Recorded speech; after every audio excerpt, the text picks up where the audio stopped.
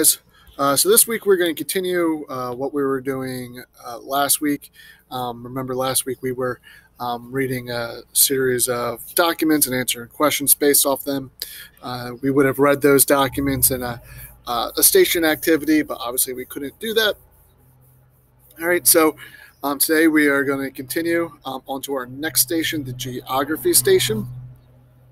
All right, so you're going to open up this quiz. It says watch the video and read the document by clicking on the link. Okay, you can click on that link here. Okay, in the assignments table, you will also see the link that says geography, Egyptian eye, document. All right, so this video, there's no question that you have to answer here, but it's kind of like a question to get kind of thinking about what you're about to see. This is the title of the video is Heat Wave in Egypt Today. All right, in the video, it uses, in Egypt, they don't use Fahrenheit like we do here in degrees. They use Celsius. It says 43 degrees Celsius there. That's the equivalent of 109 degrees Fahrenheit, just to kind of put yourself in a frame of reference for that. And as you're watching it, I want you to be thinking about how do you think the people of ancient Egypt would handle this climate? Okay, this is a newscast, a report of ancient Egypt today. I want you to placing this climate in the time of ancient Egypt. How do you think the people there handled this, knowing that they didn't have, air conditioning and things like that? All right, so once you do that, you are going to make sure that you put your name here. And then you go on and you hit next. All right, so once again, if you haven't opened up that article that you're supposed to, okay, you're going to click right here, and you're going to open this up. Okay, it's very important that you read this entire document. It is two sides. It's important for you to analyze the pictures as well as the text. Okay, now this quiz is a little bit different than previous. This quiz doesn't really have many multiple choice style questions, but rather they are short answer questions. That does not mean that they are one-word answers. Okay, that means that they are, student-created answers. I did not put a multiple choice up there for you to select. You need to tell me what you know.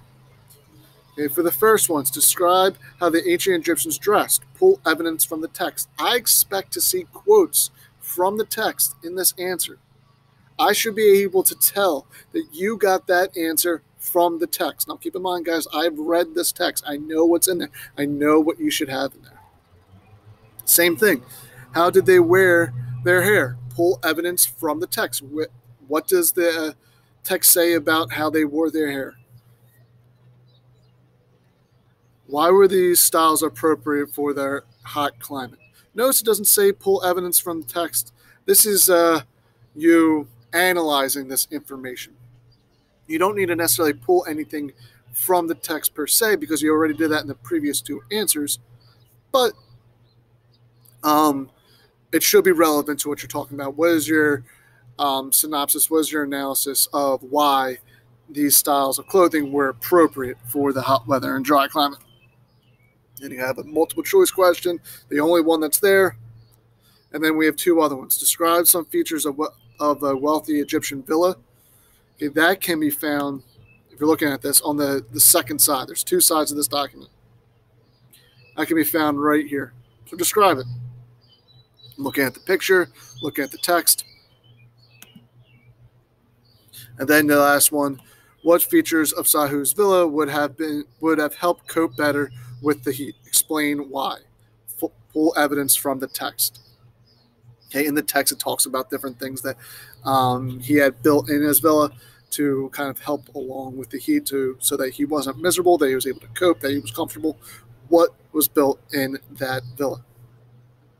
Once you have answered all these questions, the short answer questions should be 2 to 3 sentences long. Okay, most of them should have evidence from the text. Okay, that could be one of your sentences. That's just a direct quote from the text. And then you kind of explain, why that links up with the question, why that answers the question. Okay. This is a, let me see, 2 points for this one, 2 points for this one, 3 here. So that's 7, 8, 10, a 13-point quiz. Okay, it's important for you guys to understand that after you hit submit, the only question that is going to be answered, going to be corrected automatically or looked at automatically is the short answer question. All right, so when you hit submit, you're going to see that you probably have a 1 out of 13, or if you got that multiple choice question wrong, a 0 out of 13. That's because I need to go back and see what you wrote. Okay, the multiple choice question, there is already a specific answer that you would have. So it's already predetermined, what the right answer will be. These short answer questions, a lot of you could have different answers. So that requires me to actually go back and investigate on my own and then attribute point values from there. So don't be alarmed if you see a 1 out of 13 or a 0 out of 13 when you hit submit. All right. Once again, once you're done, you hit submit, and then you're done for Monday. I'll see you guys again tomorrow.